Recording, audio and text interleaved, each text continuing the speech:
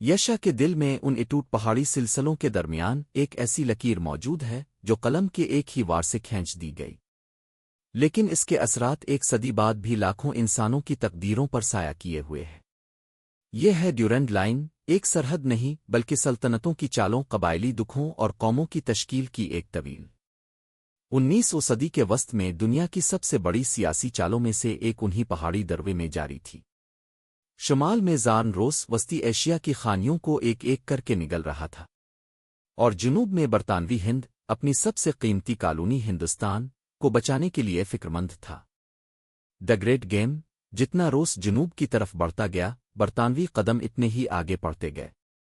انگریزی street justice کو خوف تھا کہ اگر روسی افواج خیبر بولان اکرم جیسے راستوں سے ہندوستان کے شمالی دروازوں تک پہنچ گئیں تو یہ برطانوی سلطنت کے لیے تباہی ہوگی۔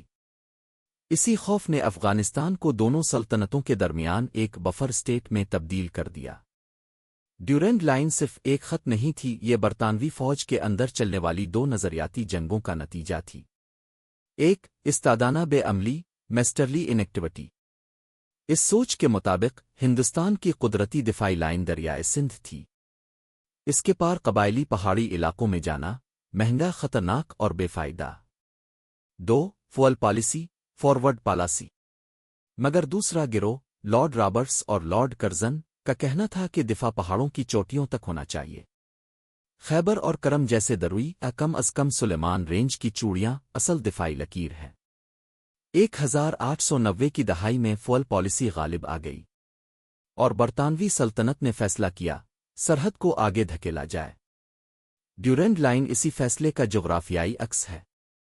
جس خطے کو انگریز تقسیم کرنے بیٹھے تھے وہ یورپی طرز کے ریاستی نظام سے بالکل مختلف تھا۔ یہ پشتون قبائل کی سرزمین تھی، ایک ایسا سماج جس کے قوانین جرگہ، غیرت بدلہ، مہمان نوازی اور پشتونولی کے اصولوں پر کھڑے تھے۔ ایک سیدھی لکیر نے ایک ہی قبیلے کو دو حصوں میں بانٹ دیا، آدھے افغانستان میں، آدھے برطانوی ہند کے ماتحت۔ چرواہی راستے، تجارت، واپسی کے روایتی رشتے سب کٹ گئے۔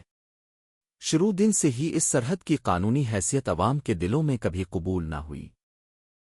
1893 کا معاہدہ یکدم نہیں آیا، اس کی قانونی بنیاد 1879 کے گندمک معاہدے میں رکھی گئی، وہ معاہدہ جس نے افغانستان کو شدید ضرب پہنچائی۔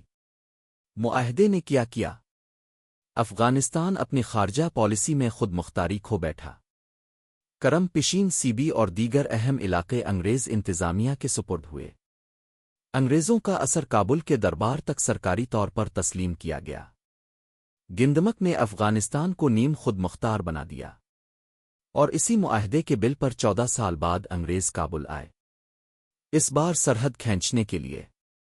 1893 میں جب سر مورٹیمر ڈیورنٹ کابل پہنچا، وہ صرف نقشہ نہیں لایا تھا، وہ برطانوی سلطنت کا دباؤ اور سخت شرائط بھی ساتھ لایا تھا۔ دونوں طرف کی ضرورتیں، انگریز روس کے مقابلے میں نئی دفاعی لکیر کا تعین، خیبر اور دیگر دروے پر مکمل کنٹرول، امیر عبد الرحمن خان، داخلی قبائلی بغاوتوں کو دبانے کے لیے پیسہ، جدید اسلحہ کی فراہمی، سیاسی بقا کی ضمانت۔ معاہدے کا نتیجہ، انگریزوں نے تمام اسٹریٹجک راستے حاصل کر لیے۔ افغانستان درائے سندھ کے مشرق کی زمین سے محروم ہو گیا۔ امیر کی سبسڈی 18 لاکھ روپے تک بڑھائی گئی۔ امیر کو امید تھی کہ یہ سرحد عارضی ادری حد ہوگی، مستقل بین الاقوامی سرحد نہیں، کن تاریخ کا حافظہ سلطنتوں سے زیادہ لمبا ہوتا ہے۔ پشتون قبائل نے اس لکیر کو دل سے کبھی قبول نہ کیا۔ لکیر کھینچنا آسان تھا، اسے چلانا مشکل۔ انگریزوں نے خطے کو 3 مختلف سسٹمز میں تقسیم کر کے اسے قابو میں رکھنے کی کوشش کی۔ 1 سیٹڈ ایریاز، منظم علاقے، پشاور، مردان، نوشہرہ، یہ علاقے انگریزی قانون کے ماتحت تھے۔ 2 ٹرائبل ایجنسیز، قبائلی علاقے، فتح کی بنیاد، یہاں انگریزی قانون نافذ نہیں ہوتا تھا، یہ FCR فرانٹیر کرائمز ریگولیشن کے تحت چلتے تھے۔ اس نظام میں اجتماعی سزا اور پولیٹیکل ایجنٹ کا مطلق اختیار شامل تھا۔ 3 ڈیورینڈ لائن، بیرونی سرحد کا انتہا نقطہ، یہ بیرونی سرحد تھی اور تقریباً 1 صدی تک اسی حیثیت سے قائم ہے۔ اس کے اثرات آج بھی ظاہر ہیں۔ ڈیورینڈ لائن ایک سلطنت کی ضرورت تھی، مگر اس کا اثر پشتون معاشرت کے ہر نازک رشتے تک پہنچا۔ خاندان، تجارت، ثقافت، چرواہی، راستے، حتیٰ کہ شناخت تک۔ 1 صدی گزر چکی ہے، لیکن یہ سرحد آج بھی ایک کھلا سوال ہے۔ کیا سلطنتوں کے فیصلے ہمیشہ لوگوں کی اصل جغرافیہ پر غالب رہ سکتے ہیں؟ پایا